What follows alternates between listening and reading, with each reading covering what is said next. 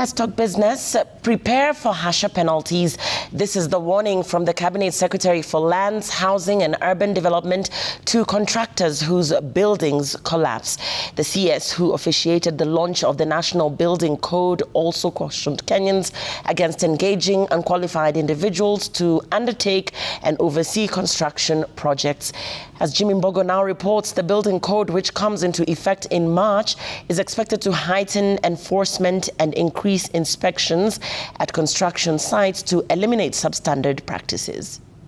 To address the rising incidences of building collapsing in the country, the National Construction Authority (NCA) has announced the National Building Code, a comprehensive set of guidelines aimed at governing the construction industry.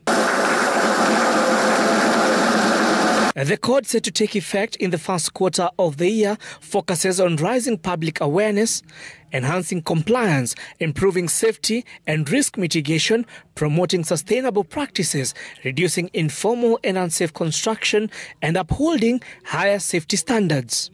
The government is confident that the new building code will restore discipline and professionalism within the country's built environment. We have lost lives before. We have seen buildings coming down.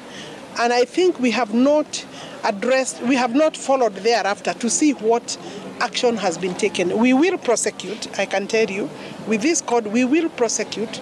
The penalty of 3 years is actually very small. If you have caused the loss of life, you may find yourself with a very harsh term. To support its implementation, the National Construction Authority will receive an annual budget increase of between 400 and 500 million shillings. The funding will boost the regulator's operational efficiency by enabling it to expand its workforce and enhance its capacity to enforce compliance. So that means we'll be hiring more Kenyans. First of all, unemployed youth, will sort that. Second, getting professionals doing the right professional work. And that means then, of course, we'll have to expand our operations. And really, we'll need, of course, more monitoring evaluation. That goes without saying, and we've already put in plans to set off that and make sure it happens alongside implementation. Now we have the law in place. We have the building code in place. There's no excuse anymore.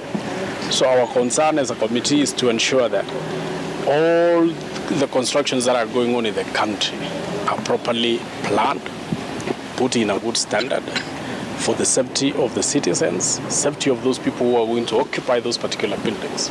The launch of the National Building Code now puts in place the policy framework for the National Construction Authority to enforce compliance, ensuring that the issue of collapsing buildings across the country becomes a thing of the past. Jimmy Mbogo, Citizen TV.